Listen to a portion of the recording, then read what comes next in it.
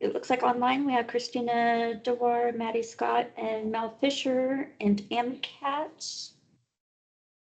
Sorry, my computer's being a little funny. Yeah. And in 206, we have Commissioner Slotnick, Joe Meyer, John Hart, Chris Lounsbury, and Annie Cathy. Thanks. Do we have any public comment on items not on the agenda? We have a brief consent agenda. What do you think, Dave? Let's do this. I move that we approve today's one item consent agenda. I'll second that. All in favor? Aye. Aye. Thank you. We have 2 action items, and our very own John Hart is here to talk about these. Good morning, Commissioners. First action item is an extension agreement on a subdivision improvements agreement for the O'Keefe Ranch Estates subdivision, Phase 2. The original improvements agreement you signed on around May 11th, 2023. And not all of the improvements that agreement expires today. Not all of those improvements have been completed as of today. So what I have before you now is an agreement that's been signed by the developer Ryan Build Homes, LLC, extending that improvements agreement for another year until March 20th, 2026. With a letter of credit that is smaller than the original letter of credit. This letter of credit from Mountain West Bank is in the amount of $45,562.50, and that is securing their obligation to build walkways in common areas to a park, and construct some gravel walkways, as well as mobilization and engineering services related to those sidewalks and walkways. Is there a reason why it is being delayed? I think the way that they're building out Phase 2 and Phase 3, and even some of Phase 4, is it's not efficient, perhaps, to complete these now when there may need to be some then deconstruction or something like. I don't know. I honestly don't know the answer to that. I'm guessing. We've had plenty over the years, these development improvement agreements and the line of credit and all that. I don't remember too many of these types of asks. No, I sort of opened the door to extension agreements a few years ago because they're a little bit easier for me in terms of workload. And I'm not, as of today, I'm questioning whether or not that was a good door to open, because now we're seeing more of them, especially, I'll leave it at that. Is there some statute around this that limits the number or limits the years? It's just us. Yeah, you could have these go out forever. I mean, there are some subdivisions that were platted years ago, and they're still working on their infrastructure. So if we wanted to take a different approach to turn up the heat on folks to get this done, there's nothing that would prevent us from saying, you know what, we're rethinking our approach to extensions. No, okay. No, we could. Or could we say, we'll do 6 months?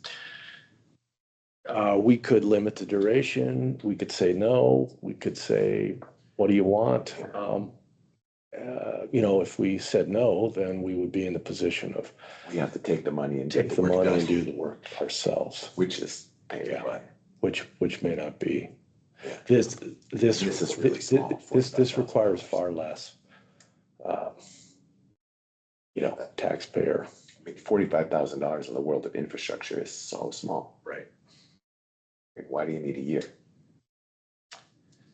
I don't know, but Can we, again, so that, when you get requests like this, does it ever do they ever come with a rationale?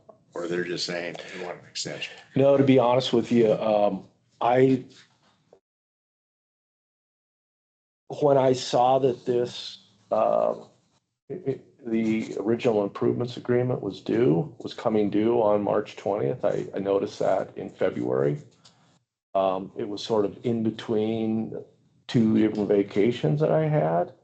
And I corresponded with the individual I correspond with on this subdivision. He's in Coeur d'Alene or Spokane Valley, I can't remember which. And I said, hey, this is coming due. You have a couple of options. I gave him the option of an extension agreement. And, he took door number 2. And then, but I didn't ask him the question, how come you can't get it done by March 20th? Why do you need it? And then, truth be told, I just drafted this extension agreement. I gave him another year. I am getting a little frustrated, because it's by statute, developers have the right to request an improvements agreement. That is something that and they can do that. I mean, the county has the opportunity to scrutinize the improvements agreement, see if it's adequately secured and those kinds of things, but they can propose that, and assuming that these things are adequately secured and guaranteed, then I don't think we have a lot of discretion to say no. Extension agreements aren't contemplated in the Subdivision and Platting Act, but presumably, they're not, just because they're not contemplated doesn't mean that wouldn't fall within the statutory right to, again, extend an agreement, assuming that extension is also adequately secured and guaranteed. Where there gets to be a problem, and there's not a problem with this particular agreement today, where there gets to be a problem is if it's like a road that's necessary for emergency response and access, ingress and egress. Those are the kinds of things where you do have discretion to say no. And then you would also have discretion to say no to an extension. And there's probably other examples other than just roads for emergency responders. Walkways to and from a park that doesn't even exist yet, probably not a big deal. Sidewalks, which go along lots that may or may not have even been developed yet, likely haven't been built out yet, probably not a problem. Right. Well, if at some point you need some, additional sideboards for these extensions, we can certainly do that. I appreciate that. I move that we approve the extension. I'll second that. And any other public comment? Okay, all in favor? Aye, thanks.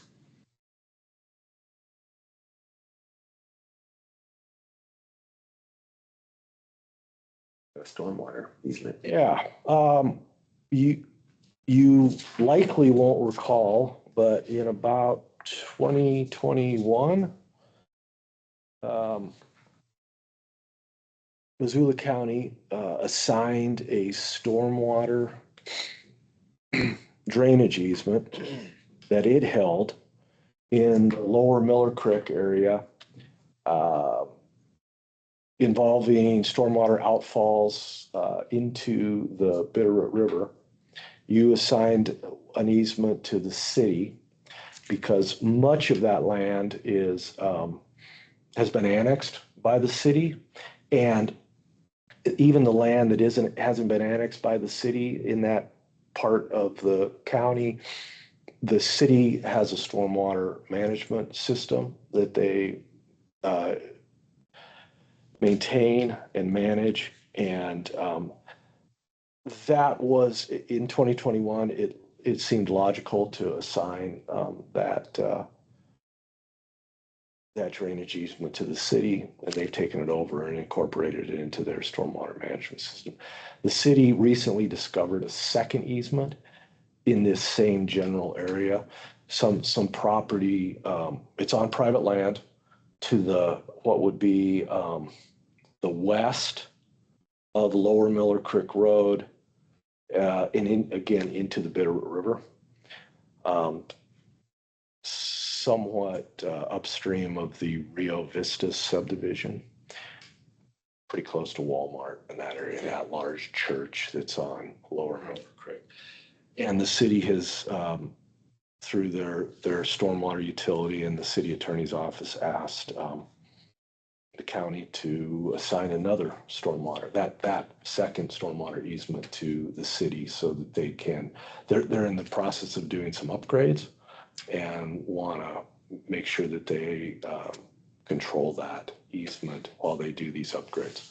So there's no concern here. This is a perfectly legitimate easement assignment. I might also add that generally you cannot assign your rights in an easement to somebody else. So in other words, if you had an access easement across somebody else's land to your property, the law doesn't allow you to then assign that easement to another property owner.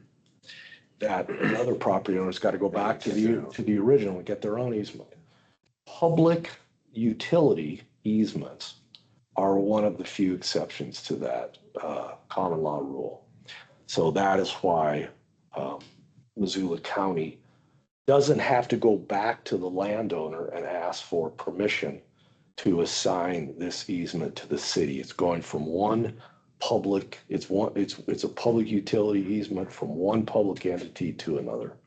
It's one of the limited exceptions that's permissible for an assignment. You are correct. I have no recollection. Did not So either. I move that we approve the assignment to the city of Missoula. Second that. Call once again, any public comment? All right, all in favor? Aye. Aye. Thanks, John. The only reason I remember is because Ryan Sudbury and I were initially like, can we even assign this easement? What are we gonna have to do? And we both did some independent research and reached the conclusion that, oh yeah, you actually can. Right? This works out. So that's the legal basis for doing it here also. Thank you. Thank you. Thanks, John. All right, any correspondence? Anything to talk about? Yeah, we'll update you on a couple bills here really quickly, just two of them. Senate Bill 337 allows for, during development, the developer to pay 5 years of property taxes on the undeveloped land. So that bill is moving forward. It made it through Transmittal. It's over to the House. That is a bill that we opposed because in essence, it delays completed structures from coming onto the tax rolls in the way that they normally would. What's the problem here being solved? Yeah, so the stated problem being solved is from my perspective theoretical, right? It's the idea that as a developer creates lots, there's the potential that they could be being taxed at different rates on the lots based on the different stages of development that each of the lots is in, because normally it's based on the percentage of completed development. When DOR does the assessment of it, that determines what you pay. And so the idea was to make it so that they could pay the flat bare land, in essence, piece up until the property was actually completed and sold. The lot was completed and sold. So it makes it easier for the developer by knowing that it's one flat amount for the 5 years versus having various different amounts for various different lots. Which could actually accurately reflect what's going on the land. Correct. So yeah, so they're solving one problem in this case by basically saying that we'll just treat it as bare land. So no matter its stage of development until it's completed and occupied or completed and sold. So there could be, somebody could create a lot and build a spec house. And the house is not yet sold, but there it is worth $600,000. And it would be taxed at the flat rate of a bare lot Up to 5 years. For 5 years. Right, so if they built the spec house in the first year and it's Yeah. vacant for 5 years. Yes. But even if it's, if it's sat vacant for 6 months, which is totally possible. Yeah, it could potentially for that period be taxed as though it was the original. And as soon as it's sold and occupied or just sold? I think it's once it's, if I remember correctly, it's once it's sold. They didn't talk about. Okay. occupied. So once it's sold, then it would be taxed as it is. But there's no retroactivity. It's from the moment it's sold going forward. It's not. Well, Then yes, you can- yeah, so yes, what would happen theoretically, right, is DOR would get notified of that sale and then it would go on, but it would still not be until the next time that DOR has a tax cycle, right? So it'd still only be once a year, just like happens. It's now. interesting that this is even viewed as a problem, given that DOR is so dreadfully behind on assessing property. Yeah. That, I mean, a person could buy the lot, build a house, and still not be getting assessed at all, getting any tax bill for 18 months, a couple of years, the way that the rate they go right now. Yes. I have personal experience in this. DOR came to my house yesterday, apparently. While I was gone, I came back to a Did they notice really? that requires me to fill out a form and send it to DOR saying they inspected the outside of my home. Wow. Is this just kind of Now complete the form and submit it to them. just doing this randomly or? No idea. It was just on my door. You didn't appeal? Nope. How I never interesting. appealed my taxes. That's super Random interesting. sampling of. Yeah. Did you do some remodeling? Nope. I know this guy's name. I was gonna say, and it's kind of, it's always kind of one of reported those, you, yeah, maybe. kind of, yeah, it's always kind of one of those fun things. Interesting. And then the other bill I didn't know if you wanted to talk about HB 848. Yeah, I would love to talk about. Which this is, HB 840, which is the rail authority's bill. okay. So this is being carried by Representative Denise Baum from Billings and a whole host of others. I think Mr. Buttry is one of our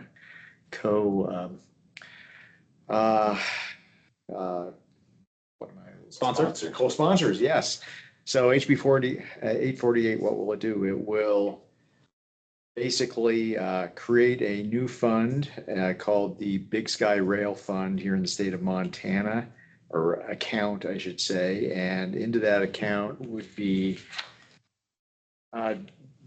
driven funds that are from the rental car tax in the state. So this would peel off 25% of the existing rental car taxes. The portion, half, it would peel off a part of the portion that is going into the general fund.